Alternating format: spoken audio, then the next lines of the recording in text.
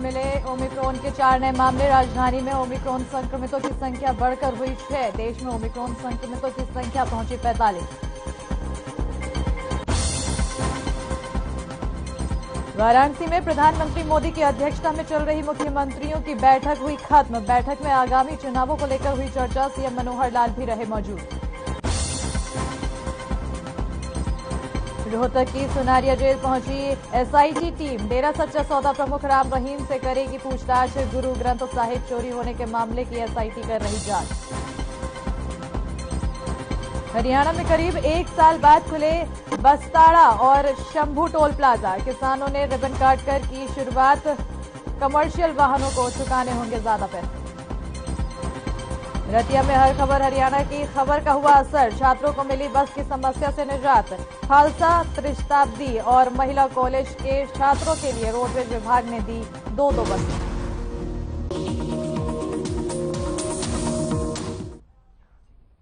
नमस्कार, बहुत स्वागत है आप सभी का हर खबर हरियाणा में। मैं आपके साथ अस्मिता दुबे। चलिए अब अपने खास कार्यक्रम की शुरुआत करते हैं, जहां यमुनानगर में किसानों को पिछले कई दिनों से खाद नहीं मिल रही है और इसके चलते कई किसान संगठनों के बैनर तले किसानों ने सचिवालय के बाहर जोरदार प्रदर्शन किया है।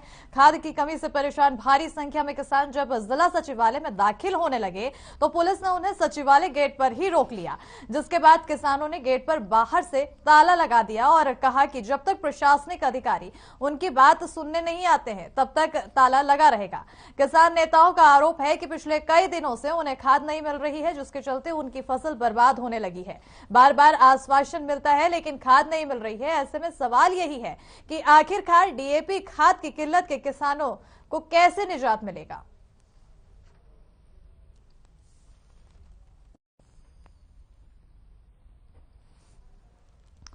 तो तस्वीरें आपको दिखा रहे जहां पर किसानों का आक्रोश दिखाई दे रहा है। किसान झंडा लिए लगातार नारे लगा रहे हैं और उनकी एक ही मांग है कि उन्हें जो डीएपी खाद है वो समय पर मिले। लेकिन जब उनकी मांग नहीं पूरी हुई और जब बार बार उनको खाली हाथ वापस लौटना पड़ रहा था और प्रशासनिक अधिकारी उनकी बात नहीं सुन रहे थे, तो उन्होंने ताला लगाकर प्रदर्शन शुरू कर दिया और अपना रोष दिखाया। किसान नेताओं का आरोप है कि पिछले कई दिनों से उन्हें खाद नहीं मिल रहा है, जिसके चलते उनकी फसल बर्बाद हो रही है। अब इसी चिंता के तहत अब उनका प्रदर्शन होना लाजमी बात है, क्योंकि कई दिनों से ये किल्लत की बात कही जा रही थी और जब अब समय बीता जा रहा है, उनकी फसल खराब होने का समय, आखिर कहां जा रही है डीएपी खाद। ऐसे में किसान अब खाद नहीं मिलने से परेशान है और बर्बादी की कगार पर उनकी फसल जा रही है, जो चिंता का विषय है।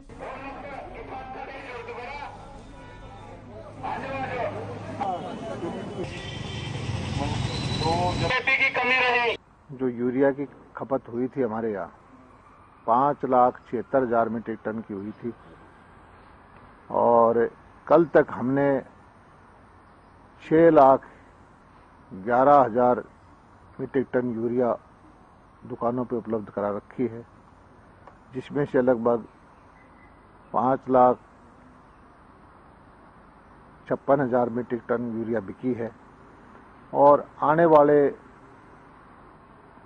हफ्ते के अंदर हमारे पास लगभग 80-90 हज़ार मीट्रिक टन यूरिया और आ जाएगी। हमारी जो भी ज़रूरतें हैं यूरिया की वो भारत सरकार हमें दे रही है।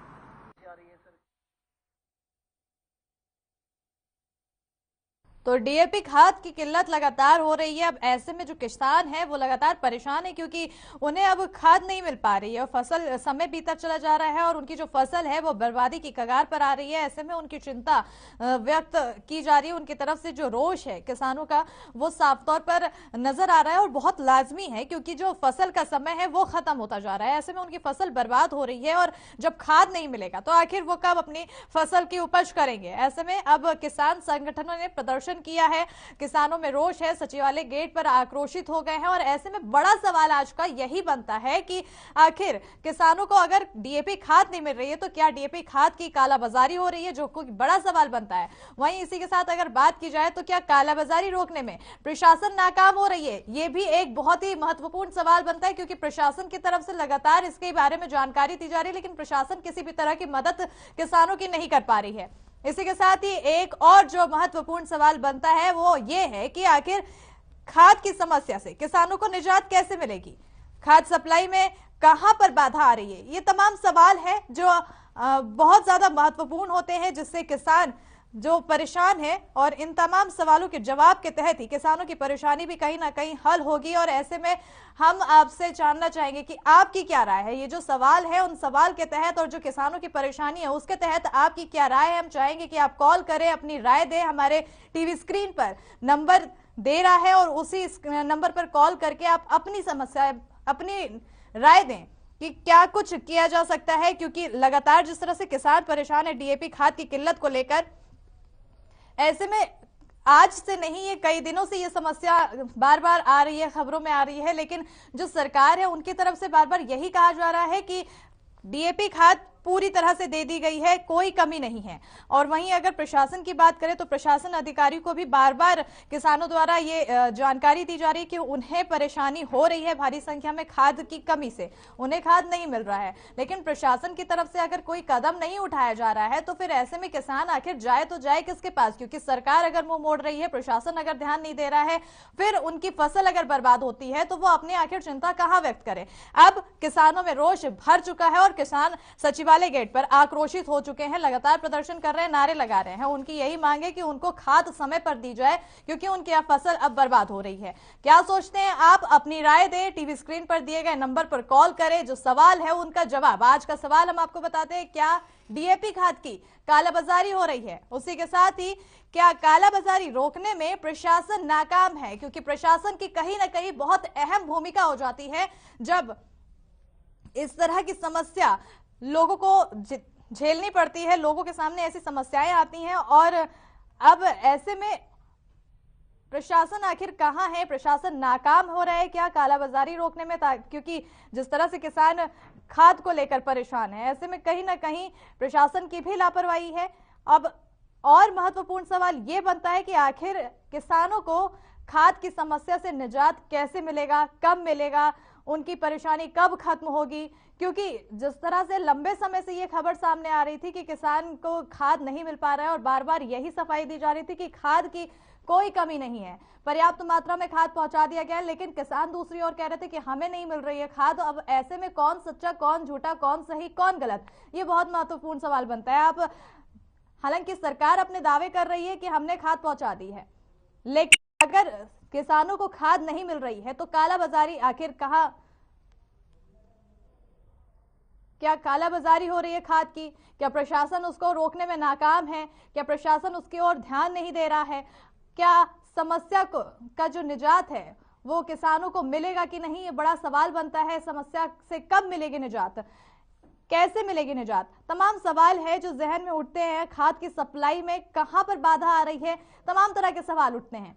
ऐसे में हम चाहेंगे कि आप हमारे जो टीवी स्क्रीन पर नंबर है उस पर कॉल करें, आप अपनी राय दें, क्योंकि हमारा इस कार्यक्रम के तहत मकसद यही है कि हम आपसे जुड़े। हर खबर हरियाणा की यही पहल रहती है कि जो जनता है उनके मुद्दों को प्रमुखता से उठाया जाए। फिलहाल में जो किसानों के गंभीर समस्या सामने आ रही है किसानों के सामने, वो है खाद को लेकर। अब खाद को लेकर जिस तरह से किसान परेशान है, ऐसे में हम चाहेंगे कि आप क्या सोचते हैं इस बारे में लेकर, क्या कालाबाजारी को लेकर आपकी क्या राय है, क्या कुछ सोचते हैं। हम चाहेंगे कि आप हमें जो टीवी स्क्रीन पर नंबर है उस पर कॉल करें, हमें अपनी राय दें। जिस तरह से किसान परेशान है, उनकी समस्या का कहीं ना कहीं निदान क्या पता आपकी राय से ही मिल सके, लोगों की समस्या का समाधान हो सके।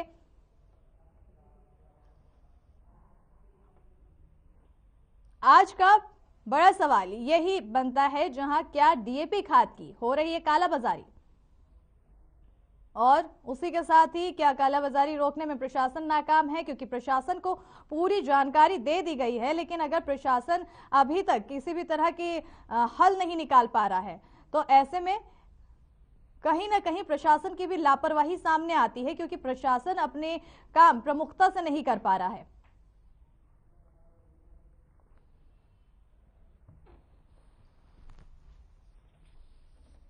बात करें अगर यमुनानगर के किसानों की, तो आपको बता दें कि पिछले कई दिनों से खाद नहीं मिल रहा था यमुनानगर के किसानों को, जिसके चलते किसान संगठनों के बैनर तले किसानों ने सचिवालय के बाहर जोरदार प्रदर्शन करना शुरू कर दिया है। अब जो खाद की कमी से परेशान भारी संख्या में किसान हैं, जब जिला सचिवालय में दाखिल होने लगे तो पुलिस ने उन्हें सचिवालय गेट पर ही रोक दिया। अब ऐसे में सवाल ये बनता है कि आखिर उनकी समस्या कौन सुनेगा।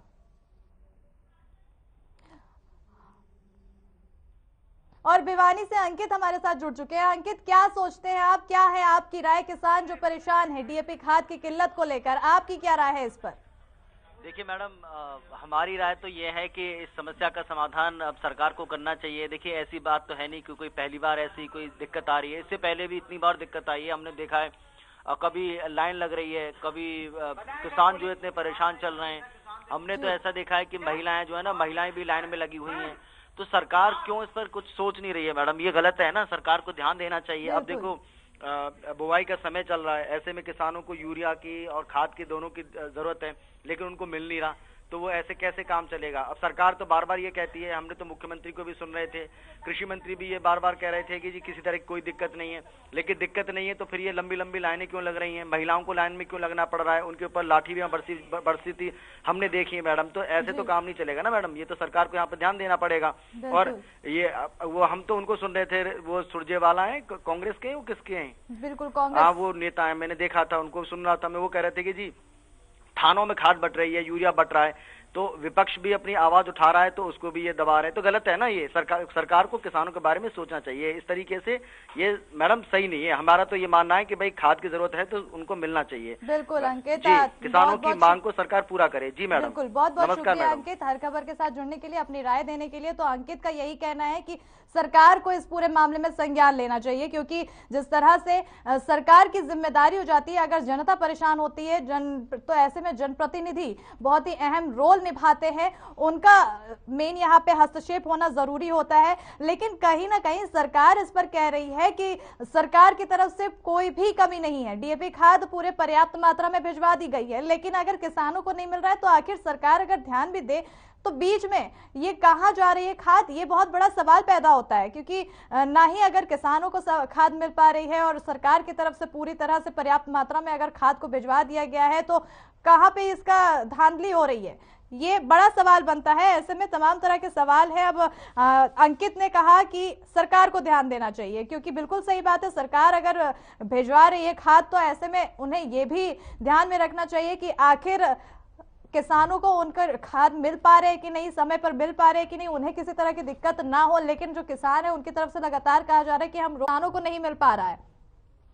ऐसे में सवाल यही बहुत ज्यादा अहम उठता है कि क्या डीएपी खाद की कालाबाजारी हो रही है, क्या कालाबाजारी रोकने में प्रशासन नाकाम हो रही है? क्योंकि अगर सरकार की ओर से पर्याप्त मात्रा में अगर भेज दिया गया है खाद और किसानों को नहीं मिल पा रहा है, तो प्रशासन आखिर अपनी भूमिका कहाँ निभा रहा है? क्योंकि प्रशासन को इस पर नजर रखना चाहिए, आखिर किसानों को सही ढंग से उनका खाद मिल सके, सरकार द्वारा जो भेजा गया है उसकी जांच सही से हो। लेकिन अगर कहीं ना कहीं बीच में खाद गायब होता जा रहा है, किसानों को खाद नहीं मिल रहा है, तो प्रशासन की लापरवाही साफ तौर पर देखने को मिल रही है। आखिर प्रशासन अपना काम ठीक से क्यों नहीं कर रही है?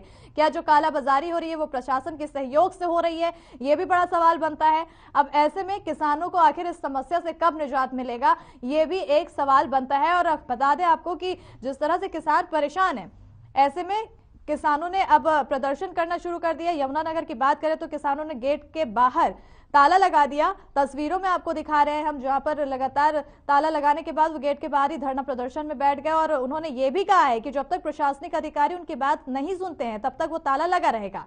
और किसान नेताओं का भी आरोप है कि पिछले कई दिनों से उन्हें खाद नहीं मिल रही है, जिसके चलते उनकी फसल बर्बाद होने लगी है। बार बार आश्वासन मिलता है लेकिन खाद नहीं मिल रही है। मात्र आश्वासन से नहीं चलेगा, क्योंकि किसानों की यह फसल बर्बाद हो रही है और उन्हें बुआई का समय निकलता जा रहा है, उन्हें अपनी फसल को बचाना है। उसके लिए आश्वासन के बगैर उन्हें खाद की जरूरत है। आश्वासन नहीं चाहिए, खाद चाहिए, लेकिन उन्हें खाद नहीं मिल रही है, रोज उन्हें खाली हाथ वापस लौटना पड़ता है। ऐसे में सवाल यही है कि अधिकारी आखिरकार डीएपी खाद की किल्लत से किसानों को कैसे निजात मिलेगी। टीवी स्क्रीन पर आपको लगातार हम नंबर दिखा रहे हैं, जहां पर उस नंबर पर आप डायल करें, उस नंबर को कॉल करें और हर खबर के साथ आप जो समस्या है उसके बारे में जानकारी दें।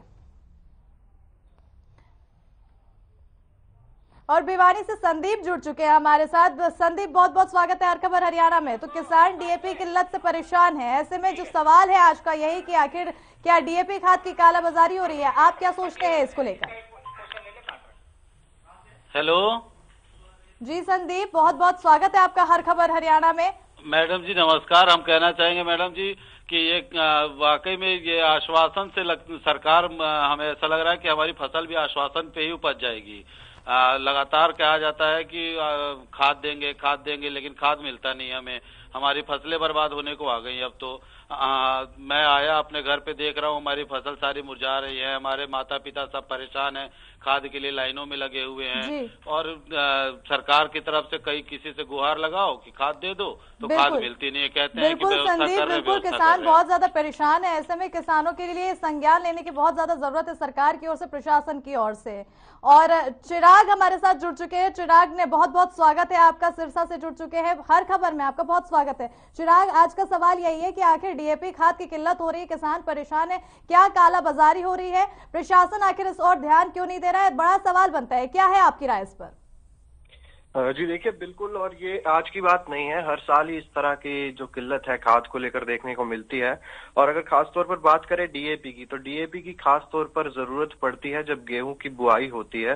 लगभग 10 नवंबर से लेकर 10 दिसंबर के बीच में सारी बुआई का जो कार्य है वो किसानों द्वारा किया जाता है। और इस समय पर डीएपी की सबसे ज्यादा आवश्यकता होती है, जिस समय पर सरकार हर बार ही खाद को उपलब्ध कराने में नाकाम साबित होती है। और अगर बात करें इस बार भी, तो जिस तरह से पहले सरकार ने महंगा कर दिया था डीएपी खाद का गट्टा, और उसके बाद उस पर सब्सिडी दी प्रधानमंत्री नरेंद्र मोदी ने आकर, लेकिन फिर भी हमने कई जगह ऐसा देखा है कि जो 1200 रुपए निर्धारित कीमत उसकी तय की हुई है, उससे ज्यादा रुपए यहाँ पर दुकानदार हो गए या जो भी कालाबाजारी कर रहे हैं इस चीज की, वो करते हैं। और अब इस समय पर बात करें तो यूरिया की बहुत ज्यादा आवश्यकता है। कृषि मंत्री को हमने सुना, लेकिन उस तरह की बातें जमीन पर धरातल देखने को नहीं मिल रही हैं, क्योंकि जो खाद है सरकार उपलब्ध कराने में नाकाम हो रही है। बिल्कुल, कहीं ना कहीं आपका सीधा यही कहना है कि सरकार नाकाम हो रही है। बहुत बहुत शुक्रिया चिराग हर खबर के साथ जुड़ने के लिए। तो अब किसान जिस तरह से परेशान है, लोगों का यही कहना है कि सरकार ध्यान नहीं दे रही है, सरकार को ध्यान देना चाहिए। और आइए सीधा रुक करते हैं वाराणसी का, जहां प्रधानमंत्री नरेंद्र मोदी सभा को संबोधित कर रहे हैं। आगे बढ़ रहा है। साथियों, स्वाधीनता संग्राम के समय सद्गुरु ने हमें मंत्र दिया था स्वदेशी का। आज उसी भाव में देश ने अब आत्मनिर्भर भारत मिशन शुरू किया है। आज देश के स्थानीय व्यापार रोजगार को, उत्पादों को ताकत दी जा रही है। लोकल को ग्लोबल बनाया जा रहा है। गुरुदेव ने सर्वेद में कहा, हमें योग का, विहंगम योग का मार्ग भी दिया था। उनका सपना था कि योग जन जन तक पहुंचे और भारत की योग शक्ति पूरे विश्व में स्थापित हो। आज जब हम पूरी दुनिया को योग दिवस मनाते हुए, योग का अनुसरण करते हुए देखते हैं, तो हमें लगता है कि सद्गुरु का आशीर्वाद फलीभूत हो रहा है। साथियों, आज आजादी के अमृत काल में भारत के लिए जितना महत्वपूर्ण स्वराज है, उतना ही महत्वपूर्ण सुराज भी है। हम दोनों का रास्ता भारतीय ज्ञान, विज्ञान, जीवन शैली और पद्धतियों से ही निकलेगा। मैं जानता हूं, विहंगम योग संस्थान वर्षों से इस विचार को आगे बढ़ा रहा है। आपका आदर्श वाक्य है, गावो विश्वस्य मातरः। गौ माता के साथ इस संबंध को सुदृढ़ करने के लिए गोधन को हमारी ग्रामीण अर्थव्यवस्था का एक स्तंभ बनाने के लिए देश में अनेक प्रयास हो रहे हैं। साथियों, हमारा गोधन हमारे किसानों के लिए केवल दूध का ही स्रोत न रहे, बल्कि हमारी कोशिश है कि गौवंश प्रगति के अन्य आयामों में भी मदद करे। आज दुनिया स्वास्थ्य को लेकर सजग हो रही है, केमिकल्स को छोड़कर ऑर्गेनिक फार्मिंग की तरफ विश्व लौट रहा है। हमारे यहां गोबर कभी ऑर्गेनिक फार्मिंग का बड़ा आधार होता था, हमारी ऊर्जा जरूरतों को भी पूरी करता था। आज देश गोबर धन योजना के जरिए बायोफ्यूल को बढ़ावा दे रहा है, ऑर्गेनिक फार्मिंग को बढ़ावा दे रहा है और इन सब से एक तरह से पर्यावरण की रक्षा भी हो रही है। आज से 2 दिन बाद 16 तारीख को जीरो बजट नेचुरल फार्मिंग, इस पर एक बड़ा राष्ट्रीय कार्यक्रम भी होने जा रहा है। इसमें पूरे देश से किसान जुड़ेंगे। मैं चाहूंगा कि आप सभी भी 16 दिसंबर को प्राकृतिक खेती के बारे में ज्यादा से ज्यादा जानकारी प्राप्त करें और बाद में किसानों को घर घर जाके बताएं। एक ऐसा मिशन है जिसे जन आंदोलन बनना चाहिए और इसमें आप सभी अहम भूमिका निभा सकते हैं। साथियों, आजादी के अमृत महोत्सव में देश अनेक संकल्पों पर काम कर रहा है। विहंगम योग संस्थान सदगुरु सदाफल देव जी के निर्देशों का पालन करते हुए लंबे समय से समाज कल्याण के कितने ही अभियान चला रहा है। आज से 2 साल बाद आप सभी साधक यहां 100वें अधिवेशन के लिए एकत्रित होंगे। 2 साल का ये बहुत उत्तम समय है। इसे ध्यान में रखकर मैं आज आप सभी से कुछ संकल्प लेने का आग्रह करना चाहता हूं। ये संकल्प ऐसे होने चाहिए जिसमें सदगुरु के संकल्पों की सिद्धि हो और जिसमें देश के मनोरथ भी शामिल हो। ये ऐसे संकल्प हो सकते हैं जिन्हें अगले 2 साल में गति दी जाए, मिलकर के पूरा किया जाए। जैसे एक संकल्प हो और हो सकता है हमें बेटी को पढ़ाना है, हमें हमारी बेटियों को स्किल डेवलपमेंट के लिए भी तैयार करना है। अपने परिवार के साथ साथ जो लोग समाज में जिम्मेदारी उठा सकते हैं वो 1-2 गरीब बेटियों के स्किल डेवलपमेंट की जिम्मेदारी उठाएं। एक और संकल्प हो सकता है, पानी बचाने के लिए हमें अपनी नदियों को, गंगा जी को, सभी जल स्रोतों को स्वच्छ रखना है। इसके लिए भी आपसे संस्थान द्वारा नए अभियान शुरू किए जा सकते हैं। जैसा मैंने पहले भी बताया, देश आज प्राकृतिक खेती पर बल दे रहा है। इसके लिए लाखों लाख किसान भाई बहनों को प्रेरित करने में भी आप सब बहुत बड़ी मदद कर सकते हैं। हमें अपने आसपास सफाई स्वच्छता का भी विशेष ध्यान देना है। किसी भी सार्वजनिक जगह पर गंदगी न फैले, ये ध्यान रखना है। परमात्मा के नाम से आपको कोई न कोई सेवा का ऐसा कार्य भी जरूर करना है जिसका लाभ। प्रधानमंत्री नरेंद्र मोदी को हम आपको दिखा रहे थे जहां वाराणसी में प्रधानमंत्री नरेंद्र मोदी संबोधित कर रहे थे। अब चुनाव नजदीक है और चुनाव को देखते हुए लगातार दौरों का दौर भी जारी है और वहां पर उन्होंने सबका साथ सबका विश्वास का नारा दिया है। इसी बीच बड़ी खबर आ रही है फतेहाबाद से, जहां आपको बता दें कि गांव नडौड़ी में बस स्टैंड पर छात्रों ने प्रदर्शन किया है। बस नहीं मिलने से छात्र नाराज हैं। 2 घंटे तक छात्रों को इंतजार करना पड़ा था। शिकायत के बाद भी उनमें कोई कार्रवाई उनकी कोई नहीं की गई है, जिसके बाद अब किसान छात्र नाराज नजर आ रहे हैं। बता दें कि गांव नडौड़ी में बस स्टैंड पर छात्रों ने प्रदर्शन किया है। नाराज है छात्र, जहां 2 घंटे तक छात्रों को इंतजार करना पड़ा है। उसी के तहत अब जब शिकायत के बाद भी किसी तरह का समाधान नहीं हुआ तो उनकी नाराजगी जाहिर होने लग गई है।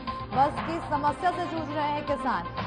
गांव नढ़ोड़ी में बस स्टैंड पर छात्रों ने जाम लगाया है।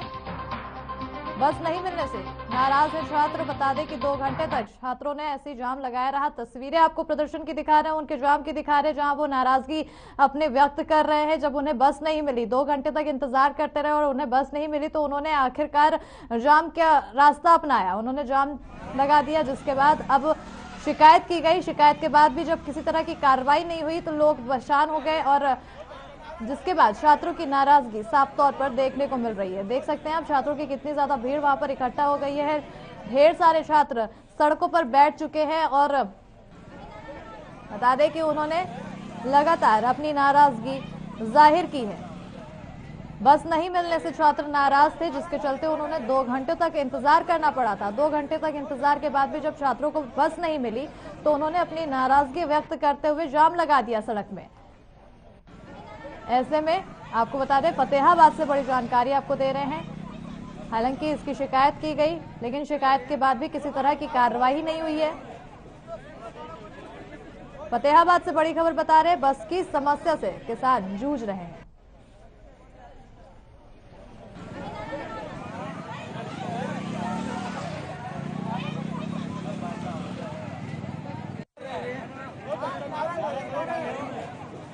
तो फतेहाबाद से खबर है, जहां बस की समस्या से छात्रों को परेशानी हो रही है और परेशानी को देखते हुए बता दें कि 2 घंटे तक छात्रों ने इंतजार किया बस का, लेकिन जब 2 घंटे तक उन्हें इंतजार के बाद भी बस नहीं मिल पाई तो उनका गुस्सा साफ तौर पर नजर आने लग गया।